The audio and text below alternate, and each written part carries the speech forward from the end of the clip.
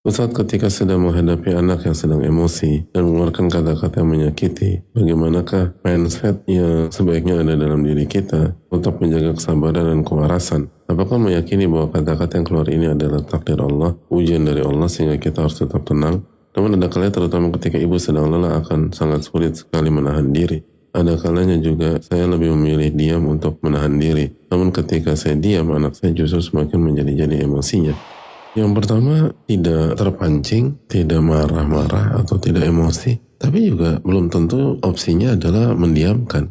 Kan bisa tetap merespon dengan tetap tenang, tetap sayang, tapi nggak meledak. Dan tetap mengedukasi bahwa ini salah, kata-kata tadi tidak baik. Tapi dengan cara yang hikmah dan cara yang bijak. Karena kita tahu bersama anak-anak seperti ini kan cari perhatian atau ingin memberikan pesan kepada orang tua. Padahal mungkin pesannya penting, cuman caranya salah. Kan kita harus dudukkan masalah apakah ini pesannya salah dan caranya salah atau pesannya benar tapi caranya salah.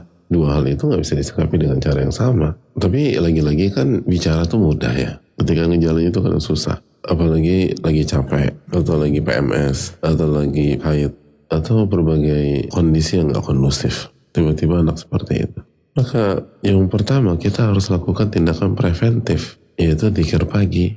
Dan menggunakan waktu pagi sebaik mungkin dan seefektif mungkin. Karena waktu pagi itu menentukan. Waktu pagi itu modal menghadapi detik-detik berikutnya. Makanya ulama klasik kan mengatakan hari itu ibarat unta. Jika Anda bisa kendalikan kepalanya, itu seluruh tubuh Anda akan ikut. Kepala yang dimaksud adalah waktu pagi. Jika waktu pagi berhasil kita isi dengan kebaikan, amal soleh, ibadah, itu nanti sampai malam akan jauh lebih kondusif. Makanya waktu pagi pastikan kita mulai dengan qobliyah subuh, lalu sholat subuh, zikir pada sholat, zikir pagi, lalu jaga kajian pagi yang kembali mengingatkan kita kepada Allah Subhanahu Wa Taala. Baru setelah itu aktivitas, itu sangat penting gitu loh. Lalu yang berikutnya fokuslah ke pencipta kita dan anak kita, bukan fokus pada kata-kata yang dikeluarkan oleh lisan anak.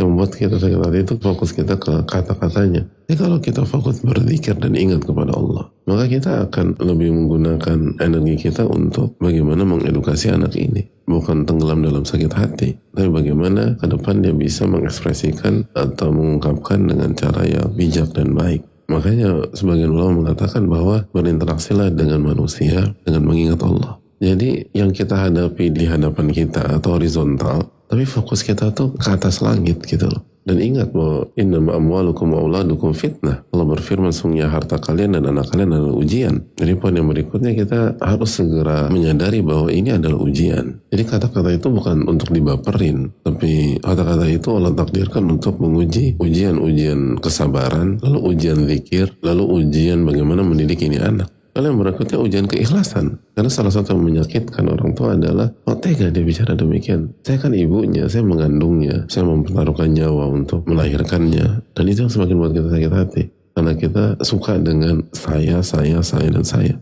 Dan kalau kita mengerjakan ini semua bukan untuk diri kita, tapi untuk mengharapkan wajah Allah Subhanahu Wa Taala. Mau anak ucapin apapun kita tetap dapat pahala kalau kita ikhlas. Mau anak bicara apapun kita tetap mendapatkan keberkahan jika kita ikhlas. Nah ini ujian keikhlasan. Dan yang berikutnya harus membuat kita lebih semangat lagi mendidik mereka. Berarti apa yang kita lakukan selama ini belum cukup. Harus extra miles untuk mengingatkan, untuk bersama, untuk mensensor. Lalu yang berikutnya evaluasi apa yang dia dengar dan apa yang dia lihat. Karena kalau ini bukan berasal dari orang tua, maka orang tua berarti kecolongan. Dia bisa lihat dari social media atau lihat temennya, atau bisa jadi kita. Jika dia lihat orang tuanya ribut, lalu kata-kata itu keluar.